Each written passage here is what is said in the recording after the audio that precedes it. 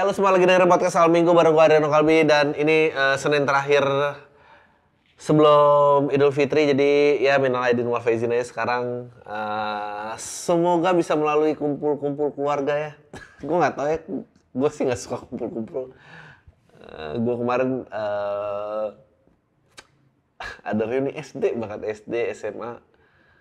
Gue nggak punya dendam apa sih dengan reuni. Gue tuh cuma kayak orang tuh kok kuat ya, kumpul gue tuh nggak pernah kuat loh.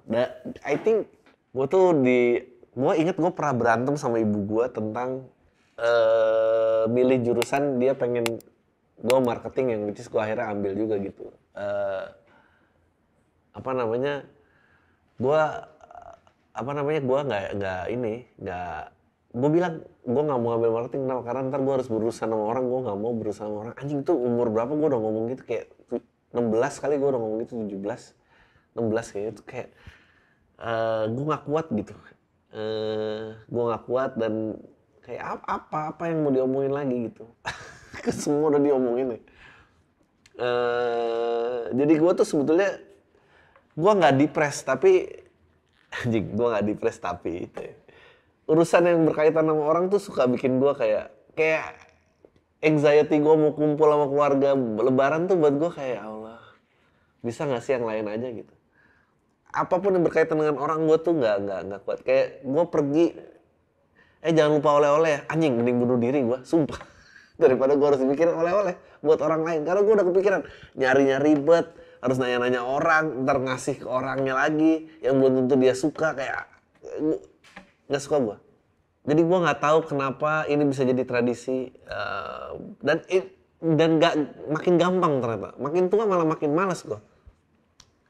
Mungkin juga kalau di zaman batu tuh gue udah mati duluan, ngerti nggak lo? Kayak di zaman batu, nggak deh kalau kemana jalan tuh bareng-bareng biar nggak diserang harimau. Gue kayak tai lah lu semua gitu. Gue jalan sendiri. Gue ya, orang-orang yang nggak suka orang tuh gue rasa udah mati duluan sebelumnya. Ya jadi gue udah kepikiran, aduh ntar pasti ngomongin pilpres, pasti, aduh, semua yang terburuk tuh ada di orang. Gue kayak cuma suka yang di rumah gue doang, sisanya gue gak bisa. Minta oleh-oleh sih itu gue kayak, ya Allah, dengan mati gue, dengan gak jadi pergi gue. Oke. Satpol PP Pekanbaru sita kursi kedai makan yang buka saat Ramadan. Ya, sita kursi kurang ini ya, kurang viral beritanya. Memang makanya yang nutup patung tuh lebih rame gitu. Anjir, melanggar surat edaran nomor 11. Oh, dia di Pekanbaru ada surat edaran nggak boleh ini tuh. Repot juga ya. Gue tuh sebetulnya punya concern kayak kenapa kita, mungkin adik-adik ini sekalian, balik lagi ke konten-konten orang tua. Dulu tuh agama nggak kawin sama politik, mungkin itu kali jawaban paling pas. Kita masyarakat agama, tapi agamanya tidak kawin sama politik. Nggak ada tuh namanya, ada surat edaran loh. Dan karena gue melihat dulu Indonesia yang nggak kayak gini. Well, gue agak munafik kalau bilang Indonesia. Gue nggak lihat Jakarta lah, karena gue cuma tumbuh di Jakarta. Tapi kembali ke struktur society kayak Tugu Monas tadi, akhirnya gue juga sadar gue mungkin juga udah dimulai batang yang mulai mengurus itu. Dan dulu Jakarta pernah merasakan gubernur yang sangat modern gitu, sangat ya modern lah gitu. Sedih gue sebetulnya ngeliat kayak gini, sementara kayak negara Arab tuh mulai buka kasino, negara Arab mulai jual alkohol, perempuan boleh nyupir. Terus kita kayak berbalik gitu. I'm not saying bahwa kemajuan itu berarti sama dengan kemudaratan. Tapi menurut gua kepercayaan seseorang itu mestinya nggak menghalangi cara orang lain cari makan. Itu aja sih sebetulnya. Mungkin itu kalimat yang lain. Kepercayaan seseorang mestinya nggak ngalangin orang lain cari makan. Kayak ya kalau lo mau buka tempat judi ya lo buka lah gitu. Karena itu nggak boleh. Ya itu ada orang yang makan di sana. Ya mungkin dengan cara judi, tapi tetap cari makan. Emang lo pikir yang bagiin kartu kaya apa? Ya nggak ada, dia kerja aja di situ gitu. Dan gue nggak tahu ya kayak kapan ini, gue berharap ini hilang karena, dan satu-satunya cara menurut gue akhirnya gimana cara ini hilang adalah baby boomers harus mati sih, harus keluar, udah nggak bisa jadi pilihan lagi, udah tidak menjabat lagi, karena kayaknya ini cara yang usang banget gitu.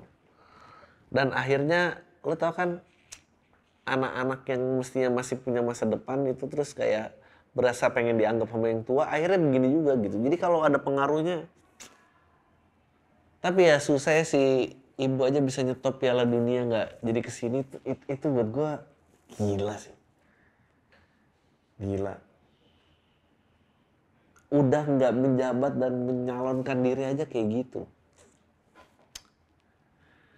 Gue tuh selalu penasaran itu hubungan ibu anaknya gimana gitu di rumah gitu. Apa anak juga nggak, ibuku paling keren.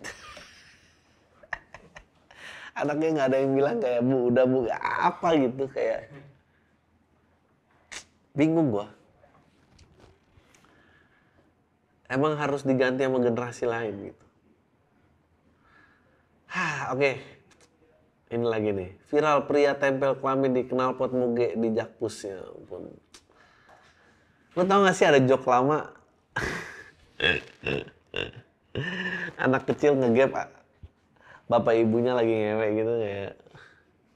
Terus ditanya, ayah lagi ngapain? Ayah lagi bikin adik kecil gitu. Terus besoknya tuh anak masukin titiknya ke knalpot Vespa. Kamu tuh ngapain? Bikin Vespa kecil aja. Dilakuin sama orang ini si anjing. Ini joke lama banget, ini joke dari tahun 80-an kali. Aduh.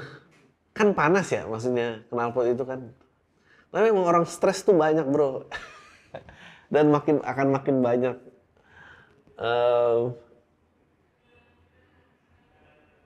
Yang lucu emang dari sekian banyak motor kenapa harus Harley sih gitu. Kayak kenapa nggak motor yang umum?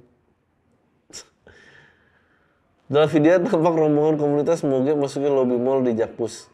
Nggak lama datang moge Harley Davidson. Saat pria berjaket biru menghampiri Harley tersebut, dia pun membukakan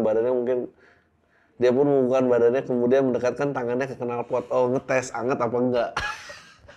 Jadi dia meskipun sange masih bisa berpikiran logis ya, kayak tempel-tempel apa, oh enggak nih, enggak panas banget, enggak bikin melepuh.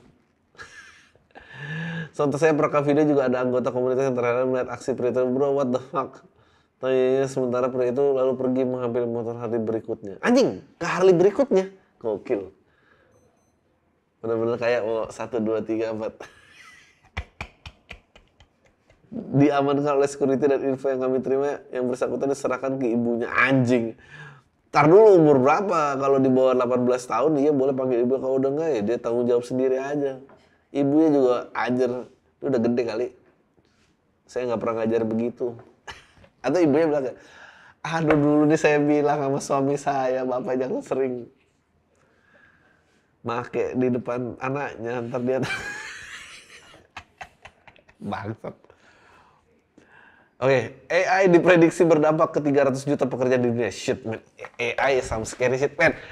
Di dunia udah ngomongin AI, man, dan bagaimana pekerjaan itu berdampak. Kita masih ngomongin tutup warung sama tutup patung. Sama tanding bola nggak jadi ini, ya ampun. Kita bakal kayak apa? Lu tau gak sih dulu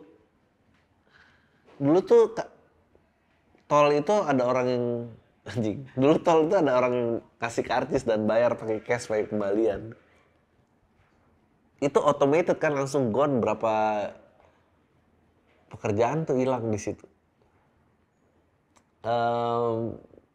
Dulu kalau lo ingat ada iklan, anjing gak inget pasti ya, sonsinya mana gitu ya. Cuma angkatan-angkatan gua pasti yang tahu.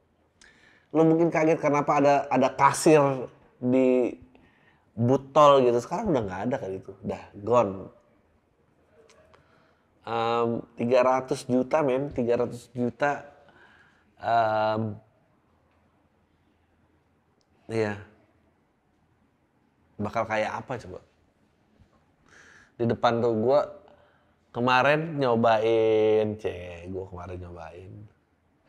Kayak bentar lagi gue yakin mobil akan, gue nggak tahu sih kalau ini Jakarta gitu kan dia macet banget, mungkin dia mobilnya nggak bisa nyetir otomatis, tapi bentar lagi mobil otomatis sih. Nah bentar lagi tuh ojol-ojol yang waktu itu dulu pindah ninggalin karir dapat duit 30 juta jadi ojol, sekarang kan subsidi udah dicabut dan dia udah cuma jadi mesin aja, dia berputar gitu.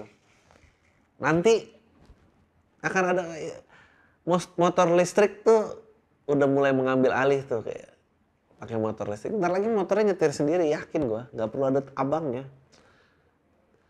Jangan-jangan sebetulnya perkembangan dunia itu dipimpin sama orang-orang introvert karena apapun apa jangan-jangan gitu ya.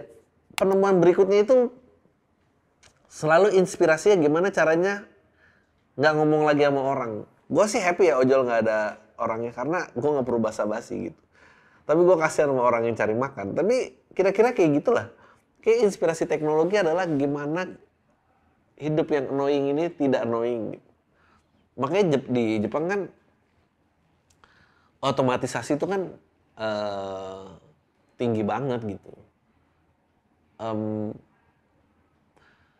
Makanya akhirnya ketergantungan dia akan orang lain juga rendah, terus akhirnya menjadi masyarakat yang angka kelahirannya lebih rendah daripada angka kematian. Gila, dia nutup stasiun kereta, nutup sekolahan. Bahkan ada program transmigrasi pemerintah untuk nempatin rumah-rumah yang dianggurin gratis. Gila nggak lo?